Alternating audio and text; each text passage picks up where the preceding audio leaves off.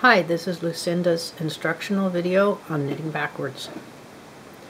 Knitting backwards is a big help when you're knitting a large afghan, and the afghan is so big that when you get to the end of the row you have to untwist it all, and it takes a lot of work, almost seems like as much work to turn the piece in order to purl on the reverse side as it does to actually do the purling.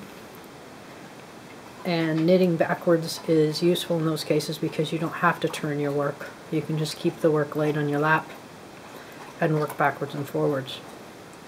So here is a small piece of stockinette stitch that I just knit forwards in the 7 stitches, and now we're going to knit backwards without having to turn the work.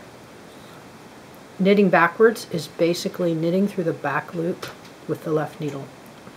Put the left needle through the back of the loop on the right needle, wrap between the needles, pull through and drop.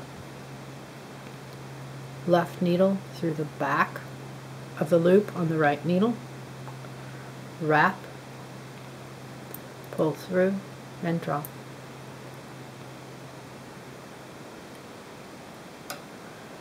If you work on a big afghan and use the forwards knitting and backwards knitting method for a stockinette stitch instead of knitting one direction and purling the other direction, you'll eventually get about as fast on knitting backwards as you do knitting forwards, and it'll really speed up your work when you're doing large items.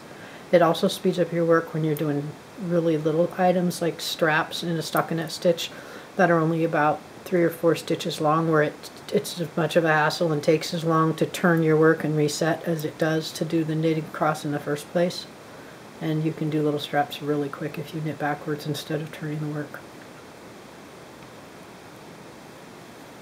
Now you can see we're at the end of knitting backwards, and we don't have to turn anything, we just come and knit forwards.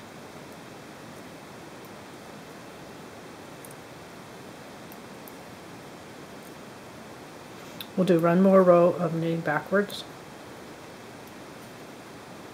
so I can be sure to catch all the angles. You can also use knitting backwards with the garter stitch by first purling your first row and then knitting backwards on your second row. It is also possible to purl backwards, and I'm going to do another video on that. But I find that knitting backwards runs a lot smoother and is easier to learn and easier to do than purling backwards. And purling forwards is quite a bit quicker than purling backwards.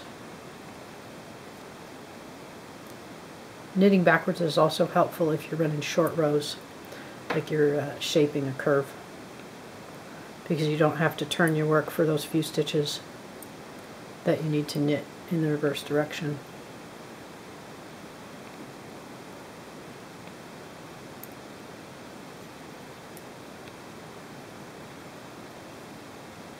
And that's all there is to it.